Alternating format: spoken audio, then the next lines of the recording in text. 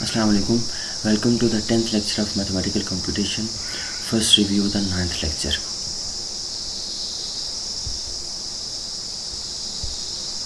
Ninth lecture में हमने देखा था मैट्रिसेस को हम रेंडमली कोई भी नंबर लें और उनको मैट्रिसेस में किस तरह लिखेंगे। फिर हमने उसको मल्टीप्लाई किया था मल्टीप्लिकेशन हम उनकी मल्टीप्लिकेशन किस तरह कर सकते हैं।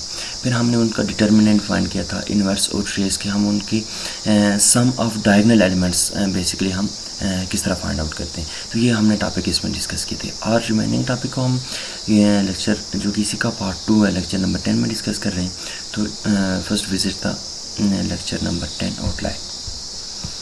लेक्चर नंबर 10 में हमने बेसिकली रैंक क्या होता है कि number of non zero row in reduce equivalent form और इक्वलेंट फॉर्म के हम सबसे पहले कोई मैट्रिक्स होगी उसको रिड्यूस करेंगे इक्वलेंट फॉर्म या रिड्यूस इक्वलेंट फॉर्म में, और देन हम देखेंगे कि उसमें नंबर ऑफ मतलब कि एक ऐसे टाइम पे जाकर हम उस मैट्रिक्स को छोड़ेंगे ना कि फर्दर उसमें हम किसी भी रो को ज़ीरो नहीं कर सकते। तो फिर हम देखेंगे कि sum number of non zero row के उसमें वो तमाम तरह ऑपरेशन करने के बाद हमारे पास कितनी ऐसी रोज़ हैं जो ज़ीरो नहीं हो सकती। तो वो बेसिकली इसका रैंक है। रो रिड्यूस बेसिकली हम इसमें अप्लाई करेंगे हम कितने रोज़ को ज़ीरो कर सकते हैं।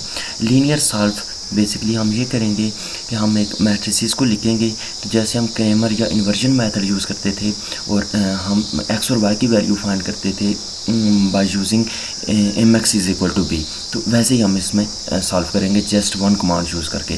फिर हमने सोल्यूशन सॉल्व करनी है बहुत से लीनियर इक्वेशन जो कि एक्स और वाई की टर्म में होंगे और उनके सोल्यूशन फाइंड आउट करने, और हमने एट द एंड एक मतलब कि एक क्वेश्चन सॉल्व करना है जो कि नॉन ट्रिवियल क्वेश्चन होगा उसको सॉल्व करेंगे।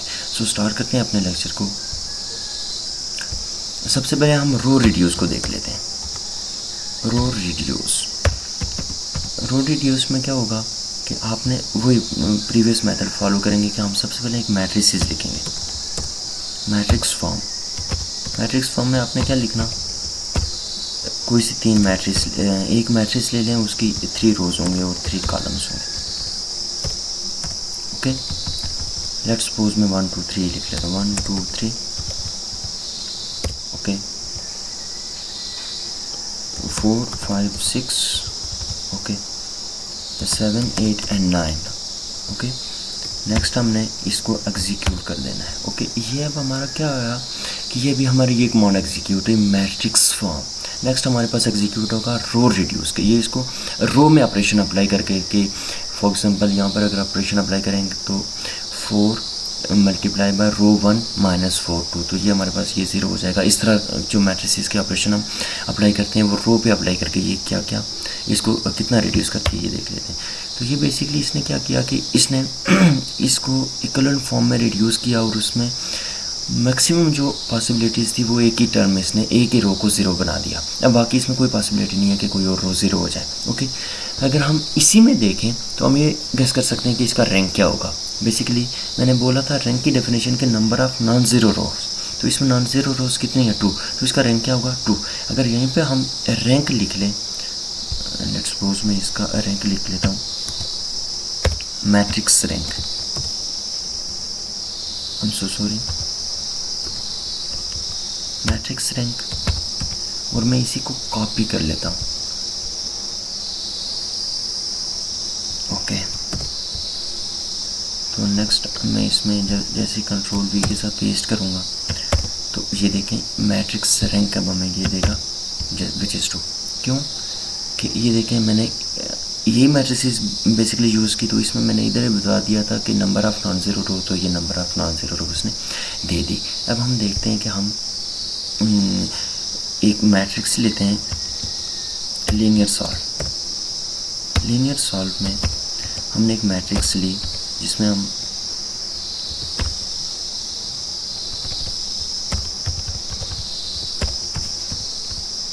इसमें कोई सी वैल्यू मैं पुट करता हूँ A B, क्योंकि ये हमने एक general term C and D। Okay, next मैं इसकी एक्स और वाई की फॉर्म में इसका रिजल्ट चाह रहा हूँ मैं, जो कि हम क्रैमर या इन्वर्जन मेथड यूज़ करते हुए हम फाइंड आउट करते थे। सो क्या आ जाएगा कि x का जो टर्म होगा dx माइनस b, ये फार्मूला यूज़ करके आप इसकी वैल्यू फाइंड कर सकते हैं। यहाँ पर जो ये देखें d की जगह बेसिकली क्या होगी, जो नंबर आपने यहाँ पर पुट किया होगा उसकी वैल्यू आप यहाँ पर पुट करेंगे। x माइनस b की जगह आपने जो नंबर यहाँ पर होगा वो y, एंड देन आप इसको सॉल्व कर सकते हैं। लेट्स सपोज मैं यहाँ पे 1 2 पुट करता हूँ एंड 3 4 पुट करता हूँ, तो ये देखें ये हमारे पास इसका एक्स और वाई की फॉर्म में ये मैट्रिसेस हमारे पास लिख दी गई हैं। ओके, ये हमारे पास -2x + y एंड 1/2 3x - 2 ये हमारे पास एक मैट्रिक्स की फॉर्म में लिख दी गई हैं। बेसिकली ये फॉर्म हमारे पास क्या होती थी, वो mx = b। m क्या होती थी, एक मैट्रिक्स होती थी, x क्या होता था, एक वेक्टर, वो जो वेरिएबल जिसमें x और y होती थी, और b एक कांस्टेंट टर्म होती थी। तो ये हमारे पास यहाँ पर तो कांस्टेंट टर्म कोई है ही नहीं। ये 1 2 इसको सबसे पहले मैट्रिक्स से फॉर्म में लिखेंगे, फिर इनको x और y से मल्टीप्लाई करेंगे तो हमारे पास ये फॉर्म बन जाएगी। लेट्स सपोज मैं बताऊँगा आपको कि mx = b, m की जगह क्या आएगा 1 2 3 4, ये मैट्रिक्स की फॉर्म में लिखें। x और y में हमने 2 वेरिएबल यूज़ किए, x और y = 0, तो आप इसको मल्टीप्लाई करें first to first column, first to second column, तो ये आपके पास इजीली बन जाएगा। ओके, नेक्स्ट हम अच्छा मैट्रिक्स को लिखने आप यहाँ से भी लिख सकते हैं। बेसिक मैथ असिस्टेंट में जाएं और एडवांस मैट्रिक्स को लें। यहाँ पर m वाली मैट्रिक्स क्या बन जाएगी 1 2 3 एंड 4। x वाली मैट्रिक्स आप यहाँ पे फिर लिखेंगे x और y, ठीक। नेक्स्ट आपने b0, तो first to first column 1x 2y 1x 2y and 1x 2y, फिर first to first column first to second column, इस तरह करके आप इसको इजीली सॉल्व कर सकते हैं। नेक्स्ट हमने एक क्वेश्चन सॉल्व करना है। सॉल्व हम कोई ex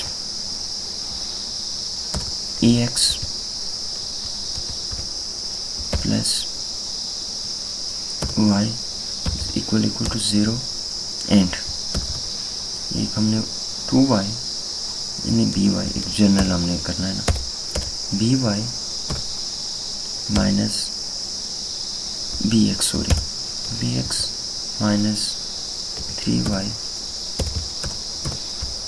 = 7। हमने इसका आंसर x और y में लेना है, सो हमारे पास इसमें x और y का आंसर आ गया। हाँ, आप इसमें रिस्ट्रिक्ट भी कर सकते हैं अपने आंसर को कि ये मतलब कि रियल आए, इंटीजर आए, तो आपने यहाँ पर फर्दर इसमें इंक्रीज, मैंने क्योंकि जनरल टर्म यूज़ किया a और b, तो मैं इसमें रिस्ट्रिक्ट नहीं कर सकता। आप यहाँ पर जब यहाँ पर भी कोई कांस्टेंट यूज़ करेंगे, यहाँ पर भी कोई एग्जैक्ट कांस्टेंट यूज़ करेंगे, तो आप यहाँ पर इंटीजर या कोई और भी रियल वैल्यू आप इसकी ले सकते हैं। अच्छा, नेक्स्ट हमारे पास है जी कि एक क्वेश्चन जो हम एक रेंडमली एक अच्छा क्वेश्चन है, इंपॉर्टेंट क्वेश्चन है, उसको सॉल्व कर लेते हैं कि सॉल्व द इक्वेशन और आप पॉजिटिव इंटीजर, जो उसके रूट्स होंगे वो पॉजिटिव इंटीजर होने चाहिए। फर्स्ट ऑफ ऑल पॉजिटिव होने चाहिए, देन वो इंटीजर होने चाहिए। अगर इंटीजर की बात होती तो हम उनको माइनस और प्लस में देखते, मतलब -1 -2 +1 +2 इस तरह देखते, बट उसने रिस्ट्रिक्ट कर दिया कि वो -1 नहीं होंगे, वो पॉजिटिव होंगे तो वो ग्रेटर देन 0 हम उसको इंक्लूड करेंगे, और इंटीजर होंगे तो हम उसमें रियल वैल्यू को भी एक्सक्लूड कर देंगे। तो क्वेश्चन बेसिकली ये था कि solve x² + 2xy + 3681 and x is greater than 0, y is greater than 0, because हमारे पास ये कंडीशन है कि आप इसको पॉजिटिव एंड x और y में इसकी और इंटीजर होना चाहिए। शिफ्ट प्लस एंटर करेंगे आप इसको, तो आपके पास ये तमाम तर इंटीजर वैल्यू इसके आंसर आ जाएंगे। बिकॉज हाईएस्ट पावर 3 है, तो आपके पास इसके 3 रूट्स बनेंगे by the fundamental theorem of algebra, जिसके फंडामेंटल थ्योरम ऑफ अलजेब्रा कहता है कि जितनी पावर होगी, डिग्री होगी, इतनी आपके रूट्स भी होंगे। तो ये बेसिकली हमने यूज़ किया x ग्रेटर देन 0, जो हमारे पास पॉजिटिव होना चाहिए x और y दोनों की, और वो x और y के रूट्स होने चाहिए और ऑल इंटीजर होने चाहिए। सो अपने लेक्चर को यहीं पर कंक्लूड करते हैं। Thank you for your attention. अल्लाह हाफ़िज़।